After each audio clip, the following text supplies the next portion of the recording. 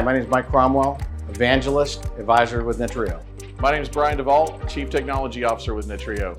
And on Whiteboard Wednesday, we're going to be talking about use cases, new technology, trends, and our goal is to provide insights for enterprise customers trying to solve complex problems using technology, as well as to help our channel partners.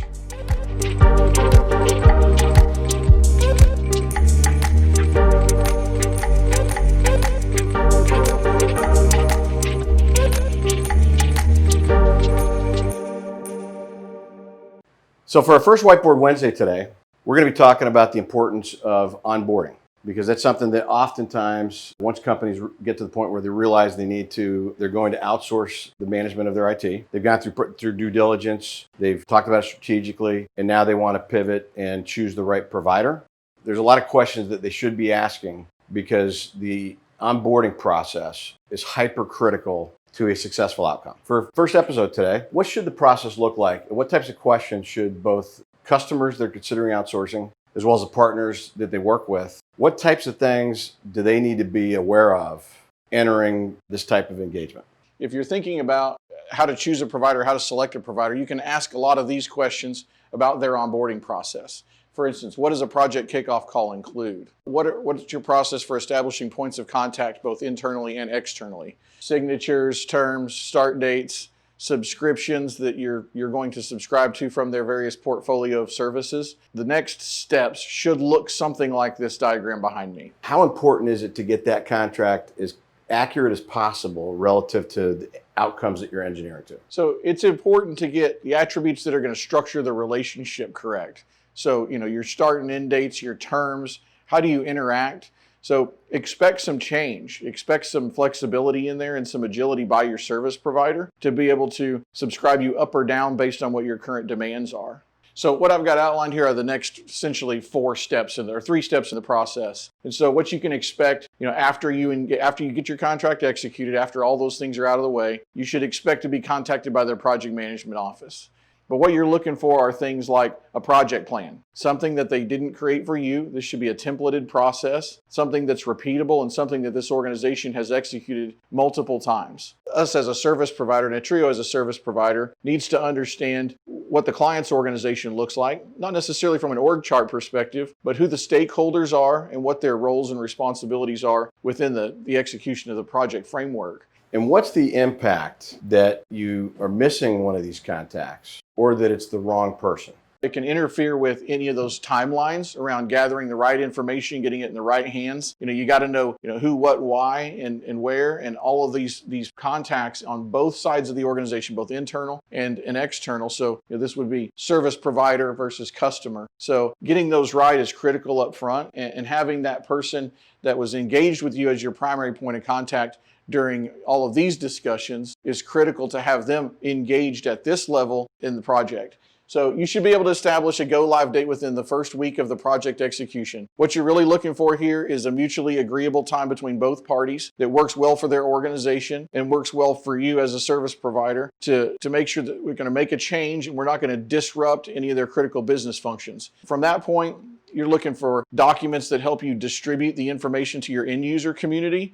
So for us, we have a template that we send out or our clients use to say, this is the day we're changing our IT support. This is how you're going to go about requesting support in the future. Here's your points of escalation and everything that you need moving forward to get the IT support that you need for your organization. What percentage of the time does an organization not have some of the things that you're providing, and that actually adds value in this process? I'd say almost 100%. So typically we're very involved in the delivery of the templates, the customization of those templates. Sometimes they want us to brand them with their internal branding. We have the ability to do all of that since we produce them all internally. And of course, we customize them slightly based on how they want to communicate with their end users. It's a good sign of the maturity of an organization when you enter into an engagement or even up front, asking them for examples of templates they've used in the past for successful projects. And we always set the stage to be, it's going to take us 4 to 6 weeks to onboard. If it's closer to that 4-week timeline, then that means the client has a high degree of documentation already completed about their environment,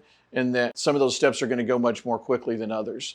How long does it take to go from contract execution through to the end of step 4. This should be week 1. Week 1 is right here. Be prepared to answer these questions. If your MSP doesn't ask you these questions, be cautious. And almost like to build the house. You don't build it on a shaky foundation, you build a strong foundation. So what we're talking about here, these steps here set the foundation for the onboarding process. The onboarding process sets the foundation for getting to that successful outcome. That's right.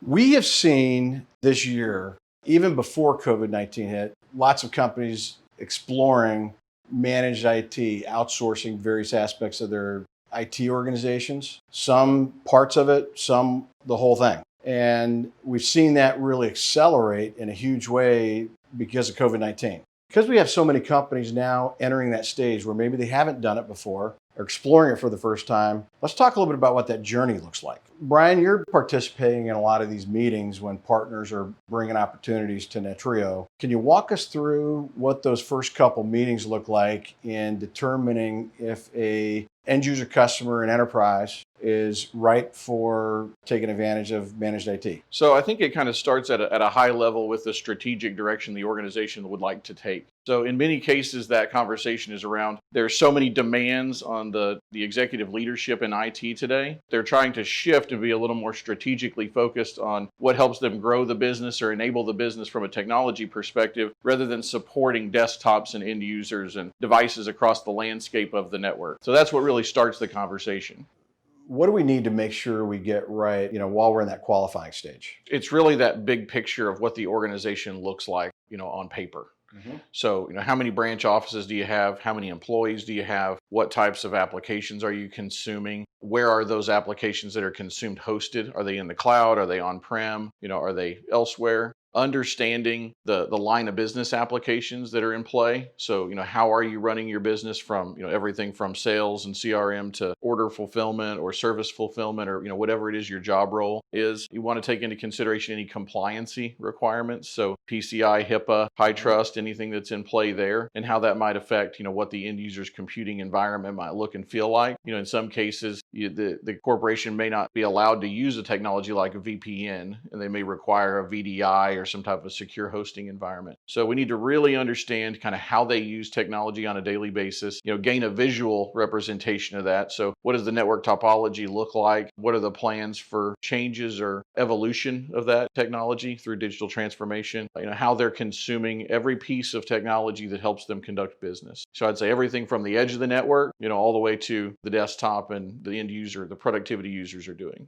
Actually, I'd say it's more common that they don't have a complete set of documentation than it is that they do. So one of the advantages, and I always explain this to customers as we're a little ways into it, but one of the advantages of outsourcing all of your managed IT solutions is that it forces you to go through that process of documenting what's in place. And it forces you to also make decisions, sometimes strategically, about why those systems are the way they are and where you want them to be future state. So it kind of forces you to deal with current state and then guides you towards where you want to be future state. And I'd say one of the areas that we always find deficiencies in, always, every case, no matter how buttoned up an organization is the process by which, and think about this for a minute, how important this can be to an organization's security posture, is end user onboarding and offboarding. So what happens when a user is brought into the organization with a specific job function or specific job role, and what systems does that job role mandate that they have access to, and then at what levels, right? There's tiers of permissions within applications.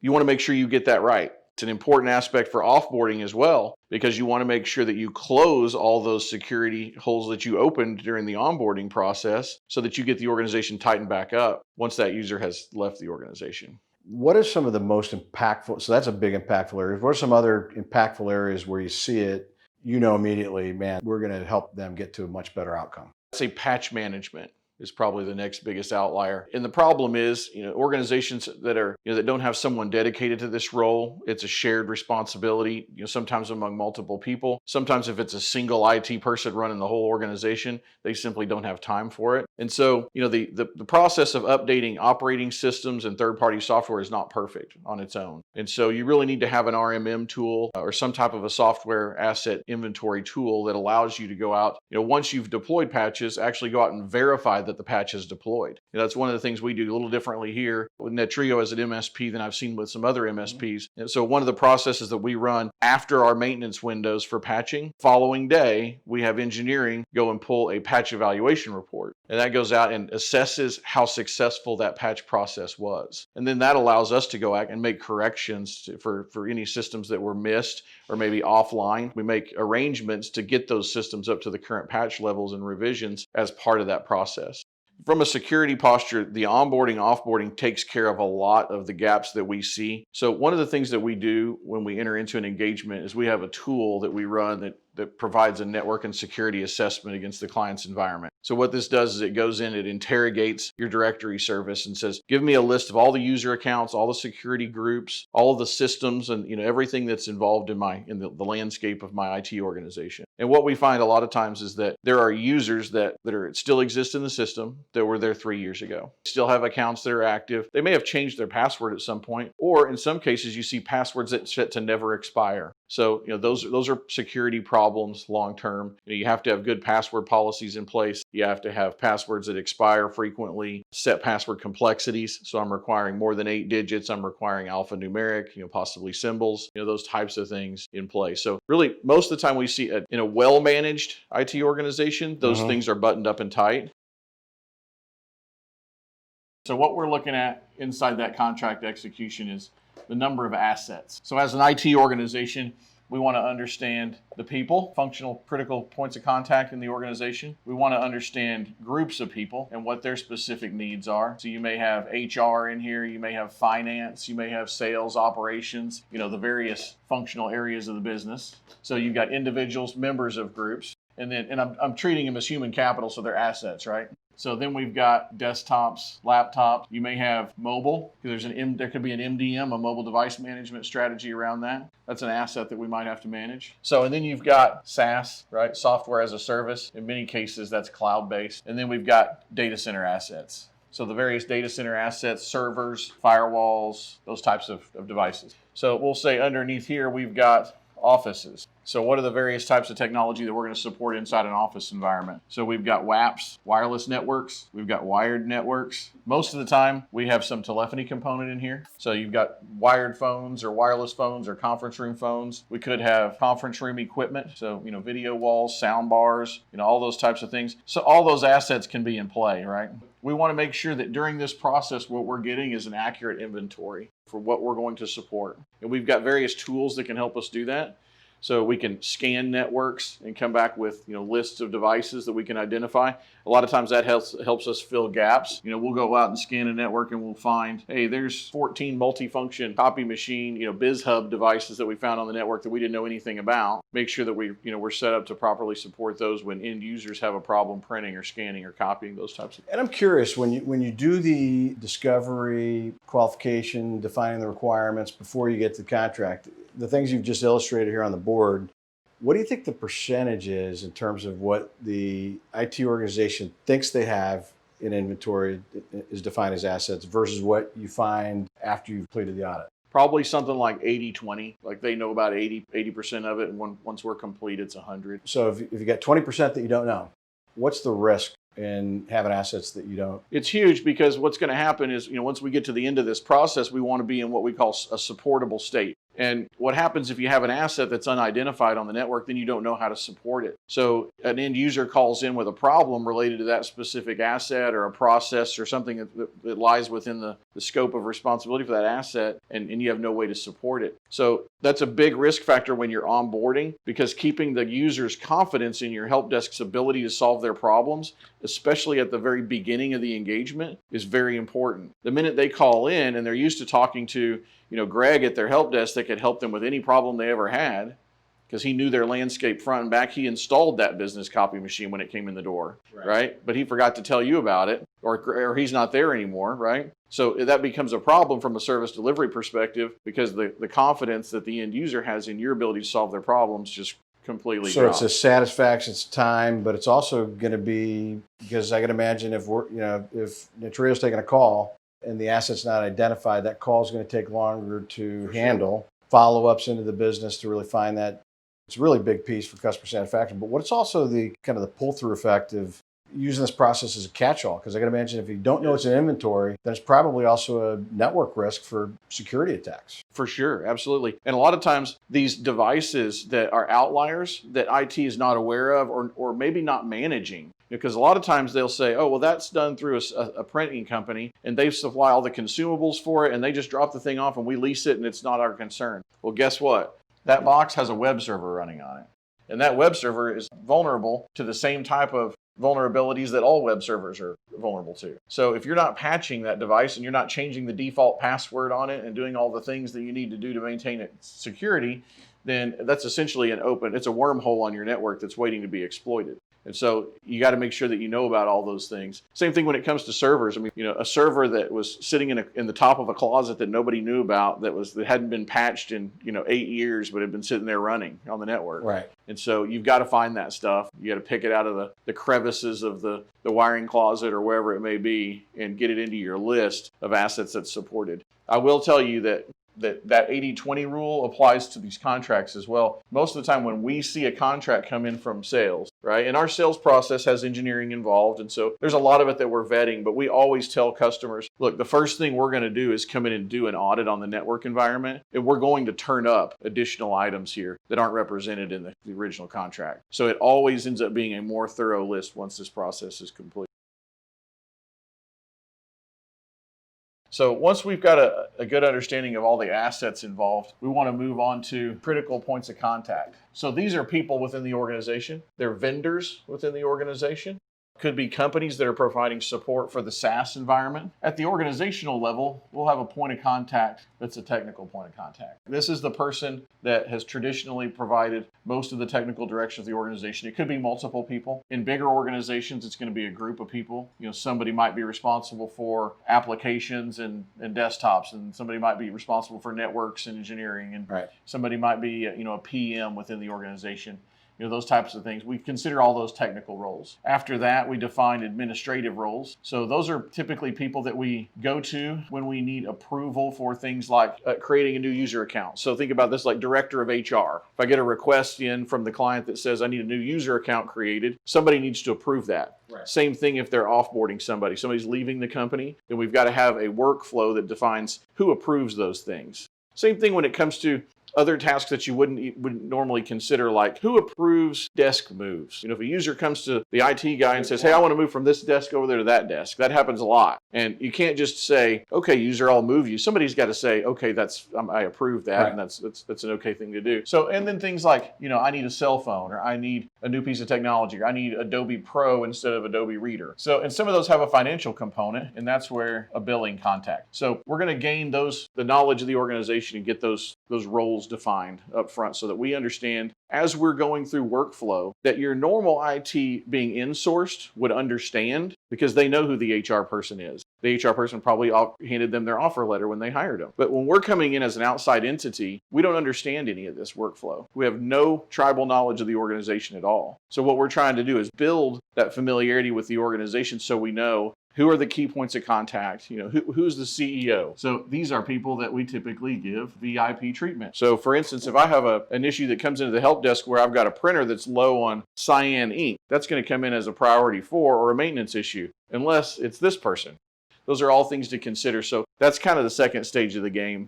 Developing those points of contact through a verbal interview process with whoever our point of contact is internally. So another benefit going through this process is it forces you to create process. It forces you to create procedure. It forces these things sometimes, these approval chains. Part of our documentation that we go through there's 3 pages of just questionnaire, like, okay, who approves new computer purchases? What happens when that person leaves? How do we go about getting that equipment back in? And then what do we do with it? Do we back up their data and archive it? Or do we just throw it in the pile with the rest of them? How are we doing all those asset management things that typically when customers are handling their IT internally, there's no third party that's auditing what's happening within that IT department. So the practices and the procedures, the process and procedure that's within their internal IT department is basically a free-for-all. We've heard all the talk about shadow IT. How much of that do you think is attributable to lack of definition of? 100%. That's where it came from. It's because my IT department can't do this for me, right? So I'm going to figure out how to do it myself. I mean, that's why those processes are so important. And some of them are very easy to establish. We have best practices that we use, templates from. When we come into an organization and say, do you have a business continuity disaster recovery policy? Yes. What is it? Is it written down? Is it documented? Has it been tested? How frequently do you test it? What are your recovery time objectives? What are your recovery point objectives? All those things that are super important to the business leadership, but it doesn't have the time, effort, resources, capabilities to execute. What about outside vendors? Let's say vendors are a big part of that. So equipment providers, hardware. Who are my SaaS providers? Oh, got it. Who provides my servers and my firewalls? Are my branch offices, right? So if I have a branch office, I'm going to need a key point of contact in each branch office if I'm supporting that office from my centralized operations center, so that if this office goes offline, I can notify them. They can distribute that notification to their employees and say, hey, our office is offline. We've got an ISP outage. Netrio's escalated it with the carrier, which I'm going to know for my vendor list. And then we'll bring it back online and communicate effectively. Good. So all of that, and then, of course, any key groups here, right? For instance, if my SaaS application is down, and let's say for HR I use Workspace, but my finance department is not going to be concerned if Workspace is down. So if my SaaS provider has an outage, I'm listed as a qualified vendor. I'm going to turn around, I'm going to notify the end user community, because they're going to need to know that, hey, this is down, or I'm going to get an influx of support requests on my help desk of people calling in saying Workday's down. So this is that proactive approach towards notifying people before they have to tell you that something's wrong. So we're gathering all those key points of contact.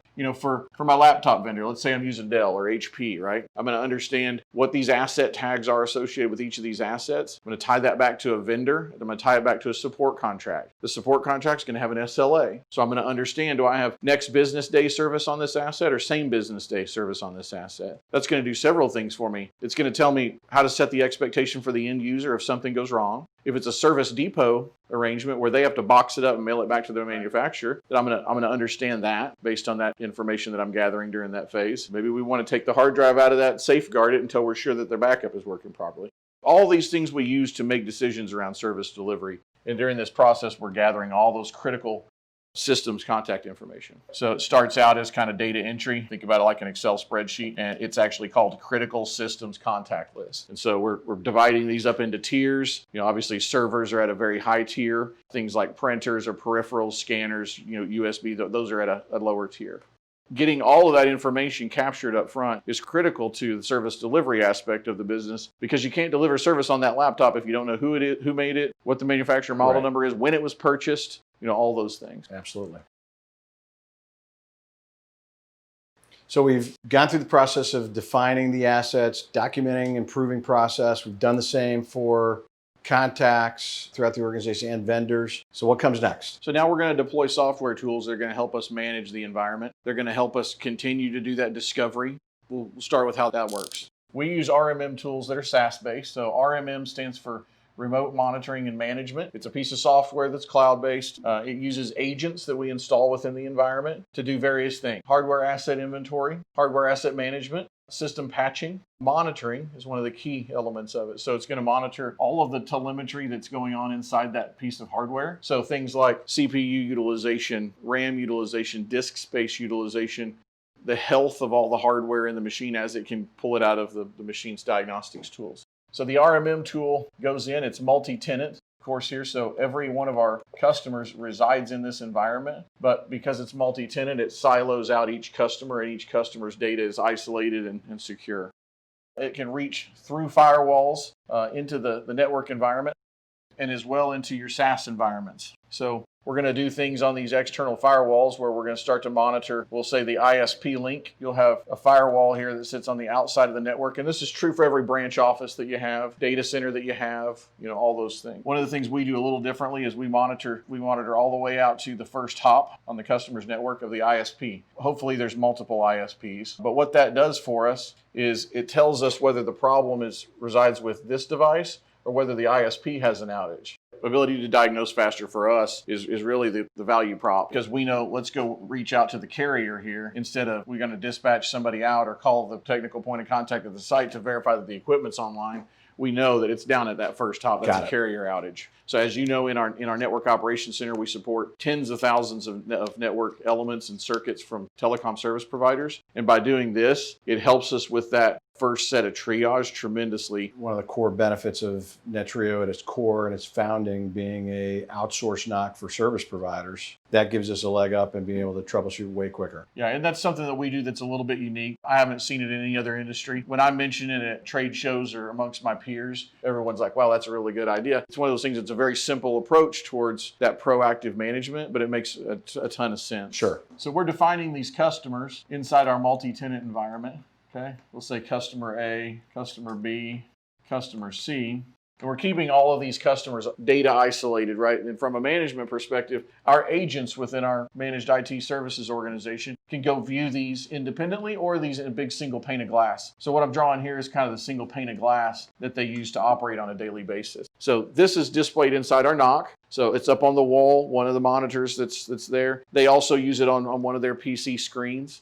And it's basically relaying the telemetry out of these sensors that are deployed in this department. So we'll put a sensor here in the SaaS environment. We'll put a sensor here on a mobile device. We'll put a sensor here on a desktop computer. We'll put a sensor on all these assets within the branch office, right? The WAPs, the printer, the conference room peripherals, every one of these LAN switches, right? We're going to monitor all of that gear, and then we're rolling it up back to our RMM provider in the cloud. And then our RMM provider is drawing us a picture of what all that looks like within the customer's environment. So think about it like a grid. So what you see is, each one of those customers' assets are depicted inside these grids, right? And when you have an asset that goes down, it's going to show up red.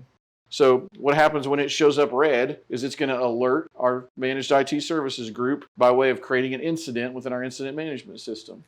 They'll see the visual. We're surveillance on the TV on the alarms. Then they see it pop into the queue as a tier 1 issue that a device is down. That's all built in advance during the onboarding process. Correct. So that when it goes live, we're ready to support it. So, in a normal course of a day, most of these are green. These assets are online. You may have a few that are in orange state. We'll call that degraded, right? So this system may not be down, but let's say it's a file server that is running out of disk space. Well, if it runs out of disk space, it's going to be down. But if we proactively go address that and get it from orange state back to green by clearing up disk space, we've prevented an outage.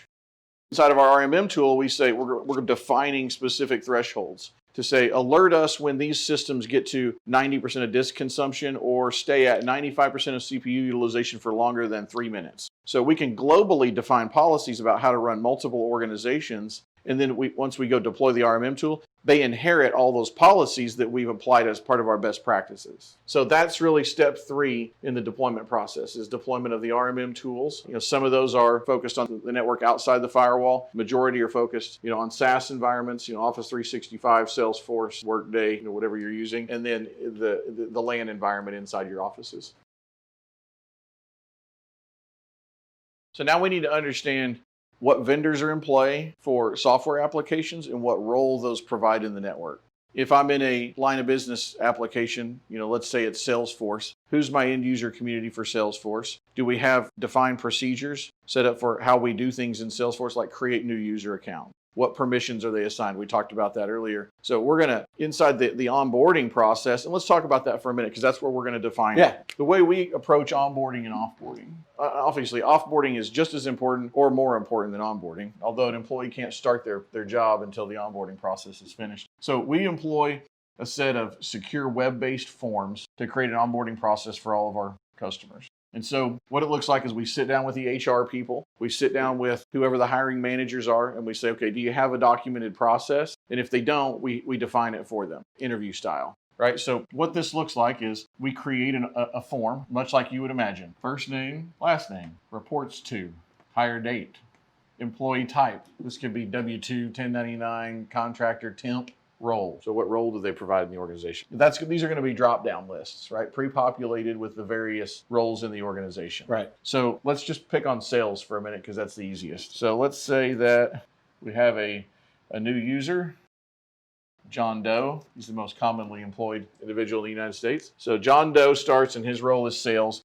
So we're going to put this through a workflow after the user hits submit, right? We're going to gather a lot of other information here, like DL group membership. So we'll say, is he part of, sales outside versus sales inside, right? So we're going to gather all that information as part of this big, long transcript when this is done. So after the hiring manager submits this, it's going to go through a workflow. Whoever approves the job requisition, the HR manager or what have you, initiates their portion to say, I approve. This goes into our ticketing system, and then it starts our process for how we create new end users. Depending on this role, we've got a set of procedures we've got to follow. Let's say that I'm provisioning this user in Salesforce.com. I've got lots of things I got to do here. My step 1 is create the account. My step 2 might be assign manager. My step 3 might be assign default sales permission. Right? My step 4 might be, restrict access hours. The point is, we have to define processes by which we go execute tasks on the client's behalf. And so this is the Salesforce.com user account creation process. Right, so when you break down everything that your IT department does on a day-to-day basis, this is what the outcome is. We have to document and create process and procedure for everything that's done in that IT department so that we standardize it, done the same way every single time, so that the outcome is consistent. There's some automation that can be introduced in most cases, but there's usually some subset of these that you have to go manually change attribute for a user account for. Employee leaves, or let's say there's somebody who's on contract 1099 basis. Right. I can imagine somebody that's not employed any longer represents security risk for the business. And by tightening this up, one, you're creating a better experience for somebody that's a new hire. But secondly, you're mitigating risk for being able to take quicker action. Absolutely. And it just, from an employee perspective, it's a process that is almost always overlooked. But from a professionalism perspective, it makes you so much better as an organization just to have this process defined. We have gone through this evolution ourselves at Natrio, right? And you've seen the difference. Now, when somebody comes in as a new hire here, they've got a welcome kit on their desk. They've got, all their HR information, their benefits explanation, everything is all nice, neat package on their desk, along with, this information from IT. This is what you need to start your day. And so when they hit the ground running on day 1, they have everything that they need. They're not spending the next week going and tracking down the IT guy going, oh yeah, hey, I need access to that too. Oh, hey, I forgot about this. I'm going to need that too. Because that's what happens in most cases if you don't have a formal process for doing it up front. If you're somebody who's been hired, you've gone through a life-changing decision, and you go to work and you don't have your tools you need, you're not able to get trained, you've got a negative view on your new employer right out of the gate, and this helps solve that. Yeah, it's definitely a soft benefit because they see right off the bat that this company has their processes together. This is a refined procedure, and what you do is you work through it. Even if we can't pin down our HR department and everybody necessary in order to get this 100% thorough, we always at least put the basics in there, because we can go refine it later, right? But this makes a huge improvement on day 1 starting experience for any new employee. What we end up with at the end of the day is a library of documents that are process and procedure, right? Some of these are subs and then some of them are masters, but we end up with a document library that's dedicated to each client that is focused around their processes and procedures. And those are organic, right? They don't change on a daily basis, but they might on a weekly basis. As the organization adapts, they have the ability to update those documents real time so that we know how to execute them appropriately. How long does it take to get through this process?